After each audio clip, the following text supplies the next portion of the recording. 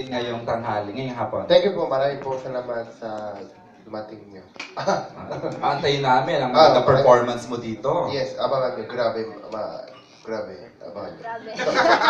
And of course, excited tayong lahat na mapanood ulit siya sa ABS-CBN, Miss Bing. Thank you. Maraming salamat po sa pagdalo nyo at asahan nyo po na bibigay namin ng lahat na magagawa namin dito sa ating Yamashita. And more projects, Miss Bing, ha, sa ABS. Huwag kang aalis.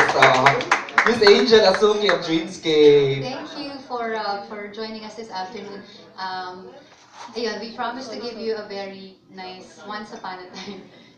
And I hope that it runs long para naman mag-enjoy talaga yung mga batang nakabakasyon. Thank you very much and enjoy the rest of your day. Tama. Thank you, Miss Angel. Direct, please nga your message, please, sa mga kaibigan, very supportive press friends. Maraming salamat po sa lahat ng dumating at i-assure din namin kayo na pagtutulong-tulungan namin ang buong team na mapabuti, mapaganda para yun, sa mga hindi lang sa pambata, kundi para sa buong pamilya, ma-enjoy at matuto kung ano talaga, makita natin yung totoong kayamanan.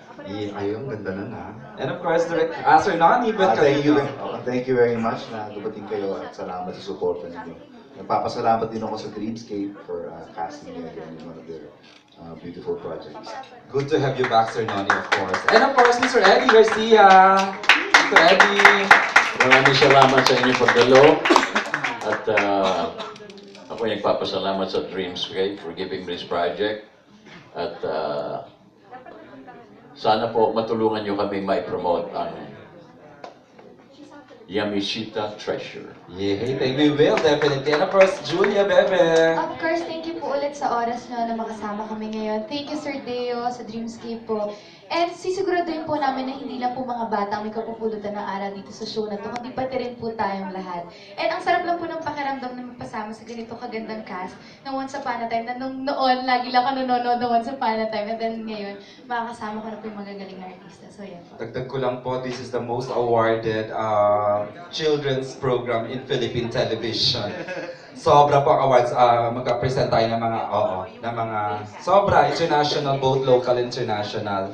Bago, ayan. Coco Martin, the Primetime King! Po, maraming salamat po sa inyo at humingi po ulit kami sa inyo ng tulong na sana supportahan nyo kami sa gagawin namin ngayong Yamashita Treasure. And then maraming salamat po siyempre sa Dreamscape sa pagtitiwala niyo ulit sa amin. At pinapangako namin na gagawin namin yung pinaka-best para mapagtagumpayan dito. Thank you so much. Thank you, Ko. On behalf of our Dreamscape head, Sir Deo and Junal, Miss Julia.